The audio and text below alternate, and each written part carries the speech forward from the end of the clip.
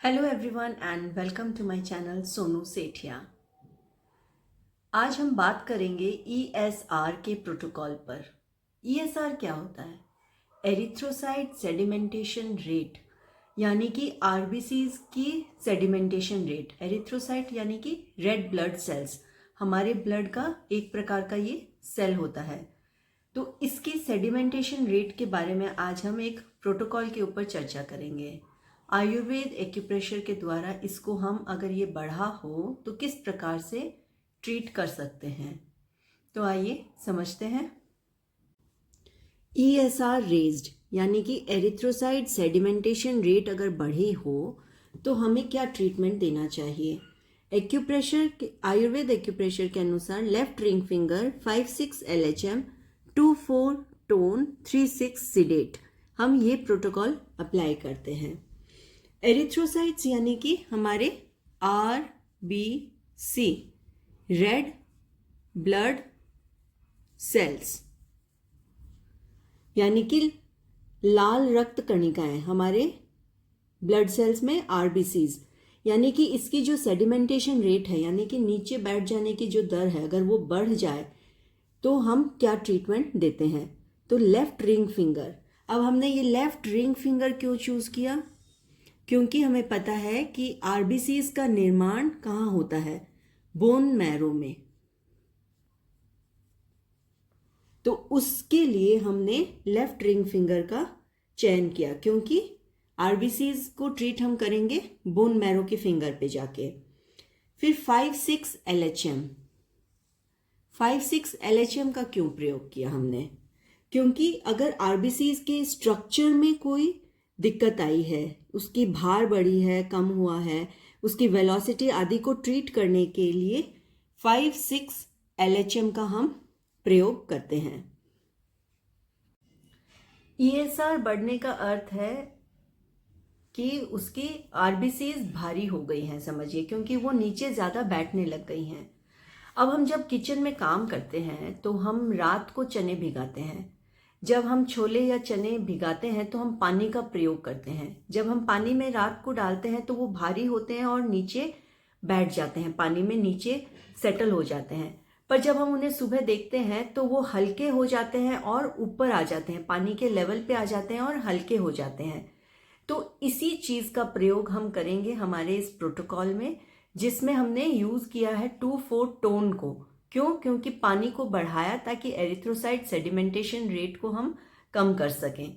आइए समझते हैं। इस 2-4 में हमने टोन किया, मतलब इसकी ऊर्जा को बढ़ाया। 2 को यानी वायु को और जल को हमने बढ़ाया ताकि उसमें हम आरबीसीज में हम हल्कापन ला सकें। तो 2-4 टोन एंड 3-6 को हमने सिडेट किया ताकि हम उसकी वेलोसिटी को उसको मेंटेन कर सकें। अग्नि और समय का चुनाव हमने 3-6 सिडेट का चुनाव हमने इसलिए किया यहाँ पर। अब ये प्रोटोकॉल लगाना कैसे है, कहाँ लगाएंगे? यानी कि लेफ्ट रिंग फिंगर पे हमें ये लगाना है। लेफ्ट रिंग फिंगर पर 5-6 LHM। LHMs अगर आपको रेफर करनी हो तो मेरा पुराना यूट्यूब का वीडियो है, उसको आप देख सकते हैं। लॉन्ग हॉरिजॉन्टल मेरिडियंस होती हैं ये, और ये 5 होती हैं, जिसमें 0-9 हमारे यिन यांग बॉर्डर से आती है, 1-2 सेंटर में आगे एंड 3-4 सामने के साइड में बाहर की ओर आती हैं हमारी। फिर पीछे जाएंगे तो सेंटर में बीच में रहेंगी हमारी, सेंटर लाइन को छोड़ के उसके आसपास वाली रहेंगी हमारी 5-6, एंड बाहर की ओर चलेंगी हमारी 7-8 LHM। तो ये जब हमने LHM का वीडियो किया था उसके 10 पॉइंट्स की प्लॉटिंग उसमें क्लियरली मेंशन्ड है, तो उससे आप रेफर कर सकते हैं। तो आइए अब देखते हैं कि इसके पॉइंट्स किस प्रकार प्लॉट होंगे।